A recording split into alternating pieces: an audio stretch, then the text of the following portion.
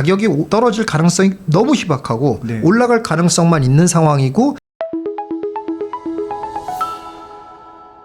그러면 이제 우리가 가치를 분석할 때 이건 약간 공부 차원에서 그냥 제가 얘기를 해드리는 건데, 네네. 아까 제가 얘기했던 그러니까 사실은 저희 빠숑님이 미리 얘기했지만 이 메디알레가 나오는 바람에 네. 조금 가치 평가는 조금 쉬워졌어요, 사실. 예. 네. 그래서 이 새 아파트가 딱 나와버리는 바 얘랑 비교를 해버리면 이제 되는 그런 상황, 거기에서 어떻게 볼 건가 이것만 하면 되는 상황이 되긴 했는데, 네네. 만약에 얘가 없다면 얘가 없었을 때는 조금 더 어려웠기 때문에 더 쌌었거든요. 네네. 근데 얘가 있는 바람에 가격이 올라오긴 한 건데, 얘가 없었다면은 뭘 또 봐야 되냐면은 역세권과 준역세권의 차이는 얼마쯤 되는 건가? 일반적으로 얼마쯤 될까? 또 한 가지는 뭘 봐야 되냐면 그 평지와 구릉지의 차이는 얼마쯤 될까? 이런 걸 좀 볼 수가 있어야 돼요. 그래서 그거에 대한 사례가 있는지를 봐야 되잖아요. 사례로 볼 수 있는 것들이 좀 있습니다. 평지와 구릉지의 차이, 저도 궁금하네요. 그렇죠. 이야. 그래서 일단은 역세권과 준역세권의 차이를 한번 먼저 보면은 제가 사례로 볼 수 있는 게 뭐가 있냐면은 왕십리에 보면 센트라스와 텐즈일이 있습니다. 네네. 예. 근데 센트라스는 보면은 이제 텐즈일도 다 역세권인 것처럼 보이지만 막상 보면 이 뒷동 같은 데는 거의 뭐 한 15분 정도 걸리거든요. 그렇죠. 대단지를 그러니까 한 달에 건너가야 대단지가 될까? 굉장히 크기 때문에. 그러니까 센트라스는 역세권이라고 할 수 있고 텐즈일은 좀 준역세권이라고 할 수 있거든요, 사실. 그러네요. 그런데 이제 얘네들의 가격 차이는 얼마나 될 건가? 이걸 한번 좀 볼 수가 있어요. 네네. 근데 막상 가격 차이를 보면 가격이 얼마 정도 차이 나면 놀랍게도 센트라스와 텐즈일의 가격 차이는 거의 없습니다. 사실. 네. 그래서 역세권과 준역세권의 차이가 별로 없나 싶은 생각이 이제 좀 들을 수 있어요. 네네. 그런데 다 그런 건 아니고요. 다 그런 건 아니고. 뭐 또 조금 약간 구축을 한번 비교해 볼게요. 네. 구축을 비면 수지구청에 보면 예를 들어서 이렇게 역세권에 1단지 신정마을 1단지가 있고 네. 조금 이제 준역세권이라고 할 수 있는 수지 삼성 레미안 아파트 이런 데가 있습니다. 이건 역세권과 준역세권의 차이잖아요. 그러네요. 이런 데 5구를 비교하면 또 어느 정도까지 차이 나냐면 많게는 15%까지도 차이가 납니다. 그 정도면 이제 그러니까 다른 데들 다 분석해 보면 약간 이제 꼭 준역세권, 역세권이나 명확한 몇 프로 차이 나는 건 없어요, 사실. 네네. 근데 새 아파트냐 구축이냐는 굉장히 비교적 명확해요. 그렇죠. 비교적 명확하게 어디든지 그 정도 20% 30% 차이가 나거든요. 그러나 역세권이나 준역세권이냐는 꼭 그것만이 영향을 미치는 게 아니라 그 지역이 어떤 기반시설이 있냐 이런 것들에 영향을 미치기 때문에 준역세권이냐 역세권이냐가 명확하지는 않아요, 사실. 그거는. 그렇죠. 이걸 보면서 이제 알 수 있고, 또 구릉지냐 아니냐를 볼 수 있는 것 중에 또 하나 사례를 네. 또 볼게요. 왕십리로 가보겠는데요. 네. 이것도 아주 명확한 아주 구분을 만들어내는 것이 있습니다. 어떠죠? 센트라스가 있고요. 예, 센트라스는 평지죠. 평지인데 예. 요 바로 위에 왕십리 자이가 있습니다. 왕십리 자이, 금호동 쪽 가까운 쪽에. 그렇죠. 왕십리 자이가 있거든요. 근데 지도상으로 보면 왕십리 자이도 준역세권은 돼 보여요. 이게 왕십리까지 이렇게 갈 수 있을 것처럼 보이잖아요. 네네. 근데 막상 가서 보시면 네. 왕십리 자이는 요 올라가는 이 길이 완전히 뭐 거의 스키장입니다. 산을 넘어가야 된다는 말씀이신 거죠? 예, 그렇기 때문에 굉장히 가파릅니다. 그래서 명확하게 구릉지와 평지를 구분하는데 왕십리 자이가 근데 이 새 아파트예요. 네. 그러니까 17년도 그러니까 완전 새 아파트는 아니고 뭐 10년도 안 됐으면 새 아파트죠. 그렇죠. 뭐. 예, 준신축으로 이제 넘어가는 그런 단계에 있고 네. 얘도 이제 16년이니까 거의 연수가 비슷하잖아요. 네. 연수가 비슷한데 그야말로 평지와 구릉지의 차이를 딱 볼 수 있는 좋은 사례거든요. 네네. 그래서 이런 데들을 역세권과 준역세권의 차이를 본다고 하면 이것도 어느 정도 차이 나냐면 약 한 15% 정도가 차이가 납니다. 구릉지와 평지의 차이.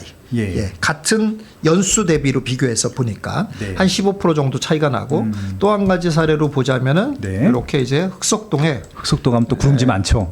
흑석동에 구릉지가 뭐 유명한 데잖아요. 구릉지가. 그런데 아크로 리버하임만 또 평지예요. 또. 네, 그렇죠. 아크로 리버하임이 평지이기 때문에 이 아크로 리버하임과 자이? 이렇게 흑석 자이. 예. 이렇게 비교를 하면은 네. 거의 연수가 한 4년 차 정도 되거든요. 그렇죠. 4년 차 정도 되는데 여기는 이제 구릉지, 여기는 이제 평지. 평지 이렇게 되거든요. 네네. 그럼 이제 4년 차라는 걸 갖다 조금 이제 연수 보정을 좀 해야 돼요. 그렇잖아요. 이제 4년 차라는 건 프리미엄을 조금 인정해 줘야 되니까는 네. 뭐 이런 것들을 좀 보정을 해서 보면은 이것도 한 약 15% 정도 차이가 난다 이렇게 볼 수가 있거든요. 네네. 그러면 역세권과 아닌 것들은 한 15% 정도 차이가 난다 이렇게 일단 볼 수가 있어요. 자 그러면 이 상황에서 이제 다시 이제 돌아가서 이 편한 세상 캐슬과 이제 비교를 해서 한번 이제 보도록 할게요. 이 편한 세상 캐슬과 예, 예. 네, 알겠습니다. 지금 이 편한 세상 캐슬이 4년 후에 14억 5천 정도 될 거라고 보는데 네. 연차 차이가 이제 8년이 나요. 8년. 나 나는데 자 이제 8년이나 나니까 이제 프리미엄을 최소한 10%는 인정을 해줘야 된다 이거죠. 그러니까 다시 말해서 가련 1구역에 10%를 높게 쳐줘야 된다는 거죠. 네네. 그러니까 14억 5천에 이제 곱하기 1.1을 해줘야 된다는 얘기예요. 새 아파트는 10% 더 비싸다? 네. 그런데 역세권과 차이보다는 구릉지와 평지의 차이가 더 커요. 평지의 차이가 거의 일정하고 역세권과 준역세권의 차이는 일정하지 않아요. 네. 그러니까 요 역세권의 차이가 아니라 그러니까 구릉지와 평지의 차이죠. 구릉지와 평지의 차이가 한 15% 정도 된다라고 봐야 되거든요. 알겠습니다. 그럼 10%는 올려줘야 되고 15%는 마이너스 해줘야 된단 말이에요. 그러네요. 그러면 5% 정도 낮잖아요. 5% 전후. 근데 5%는 거의 오차 범위 수준이라는 얘기예요. 그렇죠. 그렇게 되면 결국 어떻게 되냐면은 금액이 13억 13억 7,940만 원. 네네. 네. 대충 한 14억 정도라고 할 수가 있잖아요. 오. 예, 그래서 14억 정도가 나올 수 있다는 걸 감안하면 상승가액은 굉장히 이제 높은 충분히 아까 수익이 나는 총 거죠. 매가가 한 8억대였으니까 그렇죠. 8억 5천이었으니까 그렇죠. 한 거기에 6억 정도 남는 거예요. 그렇죠. 거기에 투자 금액이 한 4억 6천 그러니까, 정도잖아요. 예, 예. 그러니까 뭐 100% 이상은 100%, 따블은 무조건 수익률은 나오는 100%가 넘는 거죠. 거예요. 예, 예. 그렇습니다. 자, 야. 그런데 여기에서 이제 네네. 조금 이제 가련 1구역을 좀 공부했던 분들이라든지 이런 분들은 지금 이제 지금 혹시 그런 거 질문하는 분들 있지 않나요? 어떤 거요? 예. 어떤 질문? 조합원 분양가가 올라간다던데요. 뭐 이런 거 질문하는 분 아직까지 그 질문은 없었습니다. 아, 그래요? 조합은 분양가 올라갑니까 예. 혹시? 아직 모르니까 솔직히. 아까 우리 또 여기 네. 그 빠숑님은 전문가니까 금방 얘기하잖아요. 그 뭐 아까 아니 이렇게 싸요? 이러고 바로 얘기하잖아요. 이게 너무 쌉니다. 지금 조합원 분양가가 너무 싸가지고 네. 이게 그냥 고정적으로 있을 것 같지 않은 거예요. 지금. 그래서 사실 좀 소문이 돌고 있습니다. 아니 그러니까 이제 솔직히 예. 그 이주 철거 있잖아요. 네, 철거까지 가기가 진짜 힘들거든요. 네, 근데 여기 그렇죠. 철거가 끝나서 앞으로 문제거리가 하나도 없어갖고. 네. 근데 이제 철거 이후에도 네. 조합 분양가 올라가는 사례들이 워낙 많이 있었어서 네. 지금 이제 그리고 이 분양가가 정해진 지가 좀 오래됐거든요. 그러니까 공사비 때문에. 예, 그래서 이제 거의 올라간다라고 봐야 되고 알겠습니다. 사실 대조 1구역 같은데 메디알레 같은 것도 이미 공사 가격 올라가는 올라갔죠. 것 때문에 또 문제가 있었잖아요. 8개월 쉬었죠. 짓다가 마를 정도였으니까 맞습니다. 예. 여기도 거의 올라간다고는 봐야 되거든요.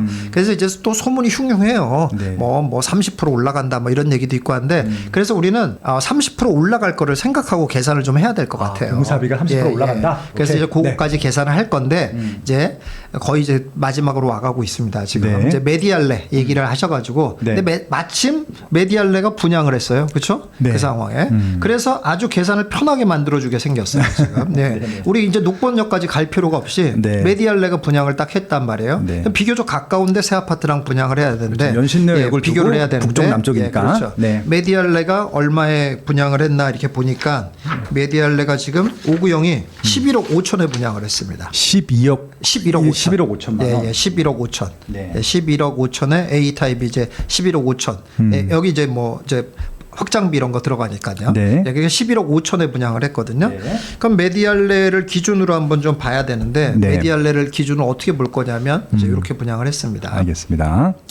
근데 저는 이제 새 아파트니까 아까 우리 녹번역을 한 8% 정도 계산했잖아요. 예, 예. 이제 9% 정도도 충분히 성장한다. 이제 새 아파트니까. 그래서 4년 후에는 9%씩 4년간 성장할 거다라고 보는데 네네. 여기서 이제 조금 더 디테일하게 들어가서 저는 연수를 3년만 곱했습니다. 네네. 왜 3년만 곱하냐면 이 11억 5천이라는 금액이 내년에 형성될 금액을 얘네들이 먼저 했다 이렇게 보거든요. 왜냐하면 이게 얘네들 내년 입주거든요. 아. 내년 입주인데 네. 지금 이게 아주 완판이 금방 된 게 아니거든요. 예, 결국 완판은 됐어요. 네. 근데 처음에는 이제 약간 미분양 같이 돼서 이제 저 대기까지 다 갔거든요. 네. 가가지고 이제 마무리했는데 그게 무슨 고가 분양으로 말이 많았잖아요. 맞습니다. 여기가. 맞습니다. 근데 고가 분양이라는 말의 의미는 뭐겠어요. 결국은 이제 분양 이제 건설사가 이제 니네들이 많이 먹게 이렇게 해주지 않겠어라는 뜻이거든요. 근데 요새는 이제 다 그렇거든요. 이제 네네. 이것도 하나의 굉장히 중요한 트렌드입니다. 건설사가 여러분들 혹시 저가 분양 기다리고 있는 분들 정말 빨리 꿈 깨라고 말씀드리고 싶습니다. 네. 저가 분양 없어요 이제. 진짜 이제 나라가 뭐 택지 개발 해가지고 막 이렇게 하는데 그렇게 해서 분양가 상한제 어쩔 수 없이 해야 되는데 이런 데를 제외하고 그런 데들은 이제 전체 다 무조건 고가 분양한다. 네. 이렇게 보시면 됩니다. 하긴 3기 신도시도 지금 많이 올랐어요. 네, 거의. 많이 올랐죠. 예. 그것도. 아니 그래가지고 그 3기 신도시도 그 당첨된 사람 다 나 안 하겠다고 그러고 막 이렇게 된 거잖아요. 그게. 예, 맞아요, 맞아요. 예. 그러니까는 이제 싼 거 분양 기다리는 건 너무 바보 같은 짓이다라는 걸 알아두시고 네. 여기도 이제 겨우 분양이 될까 말까 하는 금액으로 분양을 한다. 그게 이제 추세다라고 여러분들이 알아두셔야 돼요. 네. 근데 그렇게 해도 너네들은 그때부터 사도 새 아파트에 힘이 있기 때문에 올라가는 거 아니냐. 그럼 니네들은 먹는 거 아니야. 그러니까 건설사도 이제 매도자 입장 같이 되는 거예요. 이제 매도자는 절대 싸게 팔고 싶지 않잖아요. 매도자 그러니까 그렇게 된 거예요. 세상이 그렇게 됐습니다. 그러니까 여러분들이 그걸 또 이해하셔야 되고 그렇다면 맞습니다. 11억 5천은 이제 올해 금액이 아니라 내년 금액이다라고 이렇게 우리는 좀 보수적으로 볼 필요가 있다 이거죠. 네네. 그럼 우리가 4년 후의 모습을 기대할 거는 곱하기 3만 하자 이 얘기입니다. 그러네요. 예, 그래서 4년 성장한 게 3 그러면은 이제 27 이렇게 돼가지고 네. 예, 그래서 3억 천 정도가 상승할 거라고 보면 예상가가 한 16억 6천 정도 되는데 네. 자 이제 여기서 이제 디스카운트를 이제 해야죠. 왜냐하면 이제 그렇게 4년 후에 그러니까 볼 때 여기랑 네. 누가 봐도 여긴 역세권의 평지고 네. 여긴 준 역세권의 평지가 아닌데 같을 리는 없잖아요. 네. 그런데 우리 4년 후의 가격이 그럼 얘가 좀 더 비싸다고 봐야 되지 않을까? 물론 이제 새 아파트이기도 하지만 저게 네네. 가련이 근데 조금 더 대단지인데. 예, 디스카운트를 좀 예. 대단지긴 하지만 예. 예, 디스카운트를 좀 해줘야 되잖아요. 네네. 얼마나 그러니까는 새 아파트라는 프리미엄과 네. 준 역세권이라는 디스카운트 이걸 좀 해서 네. 한 5% 정도는 그 디스카운트를 해야 되지 않겠냐. 네. 그러면 약 14억에서 조금 모자란 이런 금액이 나온다 이런 얘기예요. 그렇게 또 하면 5억 남네. 예, 그렇게 해도. 예. 예, 그렇습니다. 예. 근데 이제 여기서 아까 제가 말씀드린 이런 계산들이 다 쓸데없는 얘기가 아니냐라고 하는 그 얘기가 될 수 있는 게 뭐냐면은 네. 바로 이제 조합원 분양가가 상승한다라는 겁니다. 그러네요. 이제 조합원 분양가가 그래서 소문이 흉흉한 대로 30% 아예 상승할 거라고 가정해서 한번 보자고요. 네. 그러면 무려 조합원 분양가가 6억 2,790만 원이 됩니다. 오, 1억 그럼 많이- 후반대가 올라가는 예, 건데요. 1억 5천 이상이 예, 올라가는 그렇죠. 겁니다. 1억 이상 올라가는 거예요. 예. 그러면 총 매입가가 확 올라가요. 또 10억. 10억에 사는 거가 됩니다. 어. 10억에 사가지고 이득이 될까 하는데 그냥 단순 계산만 해도 이득이 되는 상황이긴 하죠. 왜냐하면 10억에 사서 14억이면은 네. 그럼 4억이 올라가는 건데 내가 4억 6천 정도 투자해서 4억이 올라가면 또 거의 100%쯤 올라가는 셈이잖아요. 그렇죠. 그러니까 이렇게 돼도 큰 문제는 사실 없는 상황입니다. 자 그런데 네. 여기서 이제 마지막으로 이제 결정타가 하나 나옵니다. 어떤 그게 겁니까, 뭐냐면은 결정타가? 예, 결정타가 하나 나오죠. 그게 바로 뭐냐면 GTX죠. 아. 예, GTX가 4년 후면은 거의 확실하게 된다. 완전 라고 개통. 보여지는. 예, 네, 완전 그렇죠. 개통. 근데 지금 연신내를 가보시면 연신내에 GTX를 이용하는 사람이 연신내 요 주변에 사는 사람들 중에서 네. 연신내에 GTX를 이용하는 사람이 있을까요, 없을까요? 연신내. 거의 없습니다. 그렇죠. 뭐 지금 예. 서울역까지밖에 못 그렇죠. 가잖아. 맞아요. 예, 예. 서울역까지 가려고 누가 GTX를 탑니까? 버스 타면은 몇 정거장밖에 안 가는데. 안 합니다. 그래서 예, 수색로로. 썰렁해요, 예, 사실. 예, 예. 통일로, 그러나 통일로. 예. 삼성을 연결하면은 완전히 얘기가 아유, 틀려진다. 그러면 이제 예. 이사가 많이 올 것 같아요. 예. 강남 출퇴근하시는 분들이. 그럼요. 그리고 또 제가 뭐라고 했습니다. 아까 강남역 신전할 때 얘가 준 강남권이잖아요. 네. 그 준 강남권이 강남권으로 바뀌어요. 그러네요. 그렇잖아요. 도어 그렇죠. 투 도어 1시간이에요. 이렇게 된다는 한 얘기예요. 시간이 아니고 한 도어 30분 걸릴 것 같은데. 삼성역 출근하시는 분들. 네, 너무 그렇죠. 예, 너무 왜냐면 가까워져요. 전철 시간으로 10분밖에 안 걸리기 맞습니다. 때문에. 예. 그리고 그렇고서 보니까 이 GTX가 예. 그래서 제가 이런 얘기를 많이 하는데 GTX 지금 뭐 B, C, D 막 줄줄이 있잖아요. E, F 막 이렇게 다 있지 않습니까? 네네. 그런 거 다 쳐다보지 말고. 예. 확실한 거. 예, 쳐다보지 바로 이용할 수 있는 거. A만 쳐다봐라. A만. 예, 예. A는 4년 안에 된다. A가 지금 목표가 지금 28년이거든요. 네네. 근데 그것도 또 늦어진다고 해도 29년은 될 거라고 본단 말이죠. 네, 지금. GBC 만 그러면 걱정되면, 예. 거의 입주랑 거의 맞물려요. 심지어는 그런 상황이잖아요. 그렇죠. 그럼 GTX가 개통이 된다라고 하면 재밌는 현상이 벌어집니다. 네. 뭐냐면 GTX가 이제 워낙 큰 힘을 가지고 있단 말이에요. 그렇죠. 그럼 재밌는 현상이 벌어진다는 게 뭐냐면 이 메디알레랑 비교를 했을 때 보세요. 메디알레에 있는 사람도 그러니까 불광역을 이용하는 것보다 연신내역을 연신내역을 이용하는 가야지. 게 더 큰 힘이잖아요. 그렇죠. 강남 가야 되니까. 네, 맞습니다. 그게 더 힘이잖아요. 근데 연신내를 가려면 여기서 연신내를 만약에 그냥 걸어서 가잖아요. 예. 그럼 준역세권이에요. 올라가야 돼, 또. 만약 그렇죠. 그런 거죠. 예. 여기서 타고 간다. 예. 그럼 마찬가지 시간 똑같이 더 걸려, 걸려요. 더 걸려. 안 그렇잖아요. 돼요. 예. 그러면은 얘랑 조건이 다를 게 없어요. 똑같았죠. 예. 가련 1구역이나 조건이 다를 게 없어요. 똑같이 연신내를 이용하는 건 똑같다 이거예요. 아니 똑같지 않을 것 같은데. 가려는 내리막기고 내리는 올라가는 길이에요. 전문가랑 얘기해가지고 디테일이 틀리네. 아. 예, 그래서 예. 그렇습니다. 그런 상황이에요. 그러니 네. 무슨 말이냐면 메디알레에 비해서 네. 디스카운트를 해줄 이유가 없어진다 그러네요. 이런 얘기예요. 똑같은 조건이네, 그러면. 예, 디스카운트를 해줄 이유가 없고 심지어는 프리미엄을 줘야 될지도 모른다 이런 그럼요. 얘기예요. 왜냐 네. 새 아파트니까. 새 아파트니까. 예, 4년 어쨌든 늦게 세워지는 거잖아요. 네. 그러니까 어쩌면 프리미엄을 줘야 될지도 모르는 상황이다. 단지수도 더 커요. 예, 그렇죠. 예, 그렇게 되면 어떤 일이 벌어지냐? 그렇게 되면은 분양가가 10억으로 올라가는 한이 있어도 네. 그래도 얘가 예상가는 14억이 아니라 15억, 16억까지도 나올 수 있는 그런 상황이 벌어질 수 있다. 이런 그렇죠. 얘기입니다. 그리고 또 아마 그때쯤이면은 일반 분양가가 올라가 있을 것 같아서 네. 아마 이제 조합원 부담이 조금 더 줄 수도 또 한번 따져봐야 될 것 같긴 해요. 그때 가서 또. 그렇죠. 예. 자, 그래서 제가 이제 마지막으로 네. 정리를 좀 해봤는데요. 지금 네네. 이제 GTX 뭐 이제 요렇게 이제 짓고 있는 거고요. 네. 지금 이제 이렇게 될 거고요. 예. 삼성이 된다는 거 아주 매력적인 보통 2028년. 네. 보통 수준이 아니고 이게 또 왜 의미가 있냐면 이런 걸 한 번도 경험해 본 사례가 없어요. 그렇죠. 이런 게 중요하거든요. 그렇죠. 이미 경험해 본 사례가 있는 것들은 어느 정도 이게 또 다 가격에 반영이 미리 된다는 반영돼 얘기예요. 있죠. 예. 맞습니다. 근데 예. 이건 매도자도 경험을 못 해봤어. 예. 그러니까 야 이걸 얼마에 팔아볼지 모른다는 거예요. 이런 게 중요하다는 거예요. 이런 게 매수자의 찬스인 거예요. 네네. 이렇게 이 강북과 강남을 갖다가 세로로 연결해서 일 뚫는 최초 사례란 말이에요. 그렇죠, 그렇죠. 그러니까 의미가 있을 거다라고 여러분들이 보시면 되겠고 네. 지금은 이렇게 뭐 다 이제 펜스 쳐 있고 조금 이제 황량하게 이렇게 돼 있거든요. 지금 공사 이제 하고 아직 공사하고 있더라고요. 네. 예, 그런데 자 그래서 저는 이렇게 요거 얘기는 뭐냐면은 이제 디스카운트를 굳이 줄 필요가 없다. 그러면 오히려 프리미엄을 줘야 될지도 모른다. 네. 그렇게 되면 수익률이 거의 100% 정도 수익률이 나올 수 있는 그런 상황이 된다라는 얘기입니다. 그러니까 분양가를 조합원 분양가를 올린다고 해도 그 정도는 나온다. 그러네요, 예, 그러네요. 그렇습니다. 그래서 제가 마지막 얘기만 할게요 이제. 예, 마지막으로 말씀드리면 근데 여태까지 제 분석을 처음부터 끝까지 잘 따라온 사람도 네. 이런 생각이 드실 거예요. 어떤 생각이 드냐면 그래도 뭔가 속는 것 같은데 뭐 이런 네. 생각도 들고 이거 뭔가 이렇게 이렇게 하다 보니까 내가 뭘 빠뜨린 게 있지 않을까 이런 생각이 들 수 있어요. 네. 맞습니다. 빠뜨린 게 있습니다. 빠뜨린 게 뭐냐면 오히려 뭘 빠뜨렸냐면 저는 너무 보수적으로 계산한 거예요, 사실은. 예. 그래서 여태까지 제가 거의 대부분 그렇지만 제가 강의를 하면서 제가 우리 회원들한테 그런 얘기 많이 합니다. 무슨 얘기를 하냐면 어쩌면 이렇게 저의 예상은 맨날 틀리는지 모르겠다 이렇게 얘기를 많이 해요. 틀린다는 게 뭐냐면 네. 제 예상보다 항상 더 많이 오릅니다. 네네. 예, 그래서 제가 맨날 틀린다고 그래요.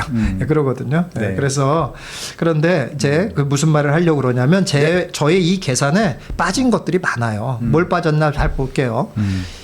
신축 제가 어떻게 계산했냐면 신축 연간 9%라고 계산했어요. 그렇잖아요. 근데 아까도 말씀드린 아크로 리버하임 같은 거 그 지금 5개월 만에 10% 올랐습니다. 이번 최근에? 예. 최근 5개월 만에. 규제 포함해도. 규제 포함해서 오. 포함해서 2억 올랐거든요. 2억 올랐어요. 예. 10% 올랐어요. 10% 올랐어요. 그러니까 5개월 만에 그렇게 올랐으니 신축을 연간 9% 한 거 네. 더 할지도 모른다. 그리고 제가 말씀드렸지만 지금 특별한 그러니까 지금 이 정부가 계속 이제 대출이나 이런 걸 규제하고 있잖아요. 네. 그러면 그럴수록 좋은 것들 또는 그 사람들이 많이 선호하는 것들 선호하는 게 뭐예요? 꼭 고가만이 아니라 그렇죠. 신축, 신축. 뭐 역세권 이런 것들을 시세가 올라갈 수 있는 개발주고 거. 네. 이런 것들을 선호하잖아요. 네네. 이런 애들은 더 간다 이런 얘기예요. 그런데 과연 신축 성장이 연간 9%밖에 안 갈까? 더 가면 어떻게 해요? 더 가면 더 간다는 얘기예요. 그렇죠. 그럴 수 있다는 얘기고 또 네. 조합 분양가 제가 30% 인상하는 거로 계산했잖아요. 네. 진짜 30%까지 다 인상될까? 뭐 예를 들어 25% 정도만 인상된다고 해도 그럼요. 그거 다 이득이잖아요. 그러니까 우리가 그렇게 보수적으로 되면. 잡은 것들인데 예, 예. 만약에 만약에 좀 완화가 되면은 그만큼 이익이 된다. 그렇죠. 그렇죠. 그런 애고 그리고 또 제가 신축 프리미엄 아까 여기에 메디알레랑. 디스카운트만 안 했고 메디알레와 디스카운트만 안 했고 신축 프리미엄 하나도 계산 안 한 거잖아요. 네. 근데 막상 지원을 보니까 아까 말씀하신 것처럼 오히려 더 신축 인정해줘야 되는 거 아니냐 이런 그렇죠. 얘기가 얼마든지 나올 수 있는 상황이고 3년 차도 프리미엄이 있습니다. 그럼요. 신축과 3년만 차이가 나도. 예. 그러니까 신축 프리미엄이 붙게 되면 그거보다 더 올라갈 수 있다는 거고 네. 마지막으로 제가 GTX가 굉장히 중요하다고 얘기하는데 잘 생각해 보세요. 제 강의를 잘 떠올려 보세요. GTX 프리미엄 하나도 계산 안 했어요. GTX는 그냥 그러네요. 대조와 가련 1구역이 굳이 디스카운트를 줄 이유가 없다라고만 없다. 말했지 GTX 프리미엄을 뭘 계산했어요? 하나도 계산한 게 안 없어요. 했죠. 예. 예, GTX가 들어가니까 얼마큼 가격이 더 올라갈 거다. 이런 계산 하나도 안 했어요. 그러니까 강남수가 네. 분명히 넘어올 텐데 그러니까. 그걸 하나도 계산 안 했죠. 그건 계산 안 했단 맞습니다. 말이에요. 그럼 그 계산까지 들어가면 얼마까지 갈 거냐 이거죠. 15억 가겠네 15억. 15억은 더 간다고 볼 수도 15억 있죠. 더 갈 것 같습니다. 예, 맞습니다. 14억으로 우리가 계산을 네. 했으니까 이런 요인들이 네. 이 중에 한두 개만 더 적용된다고 하더라도 뭐 15, 뭐 이렇게 더 이상까지도 충분히 네. 가지 않을. 알겠습니다. 그러니까 뭐 이런 걸 너무 기대하면 그 기대만큼 안 되면은 속상하니까 그렇죠. 보수적으로 그러니까 보수적으로 계산을 하고 나머지는 다 보너스다 이렇게 생각을 해야 되긴 하는데 네. 어쨌든 이런 것까지 충분히 예상할 수는 있다라는 그러네요. 말씀입니다. 이 가련 1구역은 이게 5구잖아요. 네, 네, 84도 일반 분양분이 있나요? 진짜 메디알레는 84가 없어가지고. 있겠죠. 이제 야, 뭐 84는 더 이익 아니에요, 그럼? 근데 사실은 예, 5가 더 나요? 74가 좋습니다. 74가 좋. 74가 좋다고 합니다. 74 얘기를 계산하려고 하면 그 네. 조금 이제 금액이 더 들어가니까 제가 그래도 조금 이제 좀 금액을 쉽게 접근할 수 있는 금액으로 말씀드렸는데 네. 조금 돈이 좀 있으신 분들은 한 1억 정도 더 있어야 되거든요. 네. 1억 정도 더 있어야 되는데 74를 사면 더 좋습니다. 74. 알겠습니다. 가련 1구역은 74. 예, 그렇게 좀 하시면 될 것 같고요. 규제를 했어요. 6월 네, 27일 네, 대책. 네, 네. 그래서 그 규제 때문에 이 책에서 설명하신 것들이 조금 바뀌지 않았느냐라는 질문을 하셨어요. 한 분이. 그거에 대해서는 어떻게 답변해 주실까요? 예. 하나도 안 바뀌었어요. 하나도 안 바뀌었습니까? 하나도 안 바뀌었어요. 그래서 아주 저도 너무 다행스럽게 생각을 하고 있고 네. 오히려 제가 이게 왜냐하면 이제 크게 두 가지잖아요. 두 제가 가지입니다. 얘기하는 게 네. 하나는 이제 일시적 1가구 2주택을 이용해 가지고 비과세 전략을 해서 그렇죠, 그렇죠. 계속 재산을 늘려가는 그 전략을 하고 어느 정도 재산이 늘려갔을 때는 그 다음에 수익형 전세 레버리지로 안 팔고 계속 주택수를 늘려가는 전략 이걸 하는 건데 그때 주택수를 늘려갈 수 있는 전략은 입주권 사가지고 해라 이런 거였잖아요. 지금 규제 하나도 해당이 안 됩니다. 근데 오직 하나 이제 염려되는 건 한 가지는 있어요. 그게 정말, 뭐냐면은 네. 지금 이제 재개발의 잔금을 전세를 맞출 때 그렇지. 그 전세를 대출을 해주냐 안 해주냐는 아직 미지수예요. 아직 정해지지 않았습니다. 그러니까 분양권은 확실히 정해졌거든요. 분양권은 왜냐하면 소유권을 이전하는 거잖아요. 그거는 소유권 이전된 게 아니잖아요. 그러니까 그건 안 해준다라고 결정됐어요. 그런데 조합원 입주권은 소유권 이전하는 게 아니잖아요. 이미 소유권은 옛날부터 갖고 있는 거잖아요. 그래서 거기에 전세 대출을 해주냐 안 해주냐는 아직 정해지지 않았습니다. 그래서 조금 몰라요. 아직은 미지수긴 하는데 그렇다고 하더라도 조금 시간이 우리가 있는 걸 사잖아요. 대부분 한 4년 정도 있는 걸 사기 때문에 뭐 그렇게까지 걱정할 정도는 아니고 만약에 정말 돈이 만약에 모자르거나 그렇게 되면 매각하는 방법도 있으니까 그렇죠. 그런 거를 너무 걱정해가지고 못 사겠다 이렇게 생각할 필요는 없다고 생각해요. 예, 그렇습니다. 그리고 나머지 오히려 일시적 1가구 2주택을 이용한 비과세 전략은 지금 딱 정부의 그런 그 스타일에 딱 맞는 상황이죠. 그렇죠. 그러니까 전혀 상관이 없는 상황이고 또 마지막으로 또 한 가지 해드리고 싶은 게 네. 분명히 정부가 그랬잖아요. 맛보기에 불과하다고 그랬잖아요. 네네. 예, 그러니까 더한 게 나올 수 있잖아요. 근데 그러니까 그게 역으로 생각해요. 해야 돼요. 쫄 게 아니라 네. 더 나오기 전에 빨리 해야 돼. 예, 더 나오기 전에. 더 나와가지고 점점 못하게 하지 말고 그럼 그 전에 할 걸 이렇게 생각을 할 게 뻔하단 말이에요. 왜냐? 부동산 가격은 어쨌든 통화량이 팽창되고 공급이 없는 상황이니까 올라갈 게 뻔한 상황이고 제가 말씀드렸듯이 매도자가 안 판다니까요. 매도자가 안 팔기 때문에 안 떨어진다니까요. 안 떨어지죠. 예. 아니, 왜냐하면 매도자가 힘들 일이 없어요. 아니 금리 떨어지고 전세가 올라가는데 뭐가 힘들어요. 아무 힘들 사람이 없다니까요. 그런데 사람들이 좀 찾으러 오지 않는다고 내가 가격을 확 떨어뜨려서 팔아? 아무도 없습니다. 그러니까는 가격이 떨어질 가능성이 너무 희박하고 네. 올라갈 가능성만 있는 상황이고 규제는 나온다라고 하면 그럼 뭐겠어요. 규제 나오기 전에 빨리 해야 돼. 그래야지 나중에는 야 그때 하길 그나마 잘했다 이렇게 생각이 될 수 있습니다. 그러니까 조정지역이라든지 이런 얘기도 계속 나오잖아요. 그것도 뭐겠어요. 우리가 전에도 경험했지만 조정지역 되기 전에 사면 조정에 살면 2년 거주 요건 안 해도 팔아도 비과세 받잖아요. 그런 것처럼 네. 조정지역 아닐 때 사란 말이에요. 이런 식으로.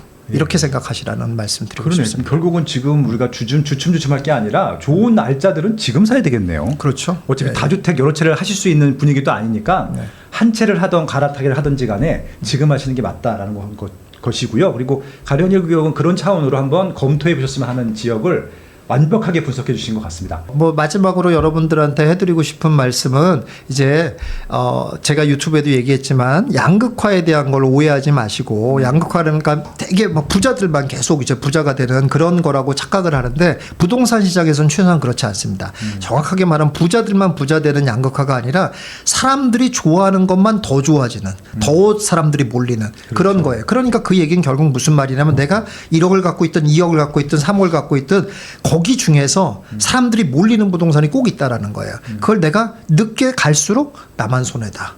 그러니까 내가 되도록이면 선두에서 해야 된다. 이걸 여러분들이 꼭 기억하시고 그건 뭐 나는 돈 없으니까 뭐 천천히 생각하지 이럴 때가 아니다는 거 네. 그거 꼭 말씀드리고 싶습니다. 누구도 가르쳐 주지 않지만 꼭 해야 하는 일. 나에게 가장 가까이 있지만 멀게만 느껴지는 일. 남들보다 빠르게 시작하는 것이 유리한 일. 내가 하고 있는 일은 내 집 마련과 투자입니다. 교통망, 상가, 입지, 세금, 청약. 나는 이 모든 일을 스마트 튜브 경제 아카데미에서 시작하고 있습니다. 스마트 튜브 경제 아카데미